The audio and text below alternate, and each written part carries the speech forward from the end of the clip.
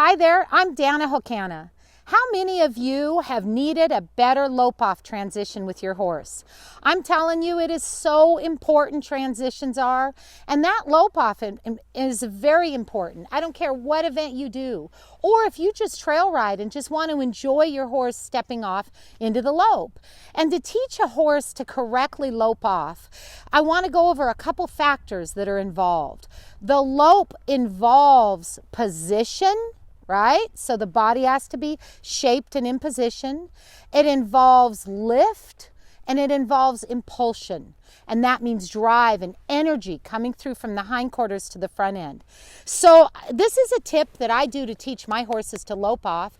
And it also helps maintain their acceptance to my cues as well as their arc. So I'm just going to warm her up, walk her just a second, and I'm going to show you something that I do. And this is a Western pleasure horse. This mare has only been shown Western pleasure and maybe a couple of trail classes. And she's a good Western pleasure horse and a sweet mare, but I have to maintain her lope-off transition just like I have to do young horses. So what I'm doing on this older broke mare would be the same thing you do to teach your horses to give you a good lope-off. So what I'm going to do is I'm going to ask her to push around off of my outside leg. So I'm going to be working on this left lead lope right now. And I'm going to pay attention to if she's good off my leg or not. And this is just one of my body control exercises that I've taught and I do all the time. And I want my horses to move freely over off my leg.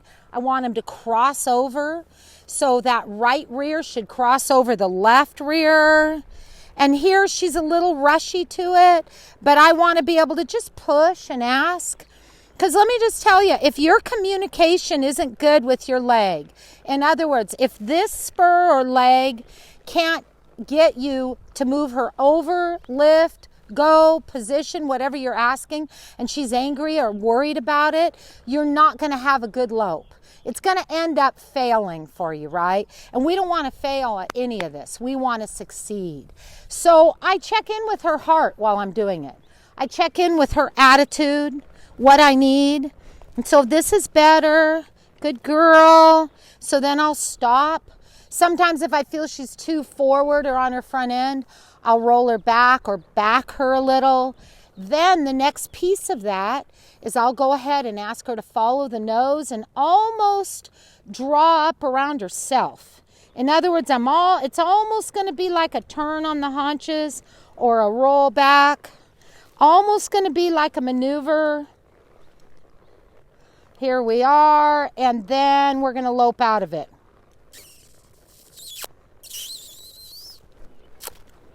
And that was pretty good. She stepped in front like she took that little extra step, like she wasn't sure. And so right now I just want to relax her with this. So in other words, sometimes she wants to suck back or get a little climby up front. And I need that impulsion and that motion going through. I want her drive coming from, like I said, this is a Western pleasure horse, but it doesn't matter what you want to do. I want her reaching. Sometimes she'll lean on my right rib cage here a little, her right rib cage on my right leg. And so I want her pushing through. But she's not locked in yet, so I'm going to stay pushing. There, she started to lock in. Now I'll drop her and ask her to relax and just flow. And then I'll stop, back her. We're going to ask again. And this is a drill I'll do, but I don't want to turn it into a drill like a negative drill. I want to turn it into an exercise. Like I could tell that when she loped, she was a little more uptight. That was a higher pressure exercise, okay? Because I could lope off like this. Let me just show you. I could lope off just relaxing, pushing her over, trotting, right? But if I want to really teach my horses to give me that good, clean lope off and lift up through it, reach from behind, I like to do that exercise where I've pushed hip around, rolled back, and then loped. So here's something that would relax her more.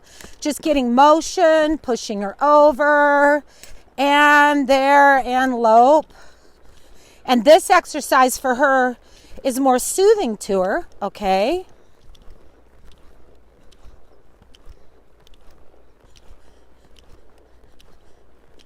Whoa. And she locked in just a little bit better.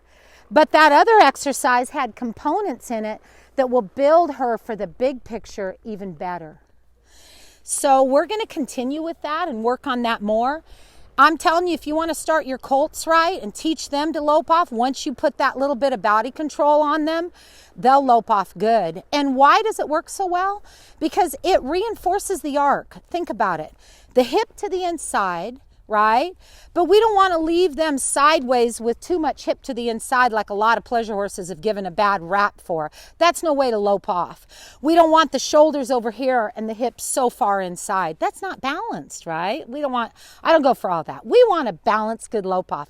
And I want you to have your horse accepting and soft. So we'll push that hip over, and then we'll bring that front end back on its haunches, the body weight, back around themselves. And while that leg was on them, pushing hip around or rolling front end over, we just continue that leg, lift and go.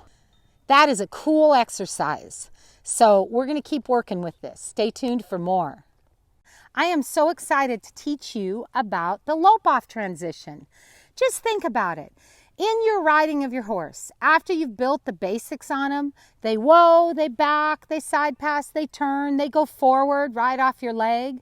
And unless you're only going to be doing walk and trot events, or unless you're only wanting to walk and trot, at some point you have to get into that lope. And a lot of people really are afraid of that lope or canter. A lot of riders and a lot of people that I see are nervous about that first step into the lope. Why? A lot of components happen. The horse's gait changes, the beat changes. It goes from a 2-beat to a 3-beat. Their body motion changes. Your body motion should be changing. The lope off is an extremely complicated event for a horse. They have to position their body to do it correctly. The lope off is very important. They need to position, lift, have impulsion, and go. And so I am going to be teaching you about how to do a proper lope or canter transition. And you can use this for anything you want. I'm going to be doing this on a Western pleasure horse, and we may use all around our other horses, but this is an event that is, it doesn't matter the event. This is a component to their training that becomes an event in your daily workout. Every one of you should practice transitions in your workout. Even if you have a broke finish show horse that you've won everything on, to keep their lift and cadence and flexibility and their strength, they need to learn how to lope off correctly, and they need to be maintained with that. So I'm super excited to be teaching you about the lope off transition and the correct way to get an excellent transition.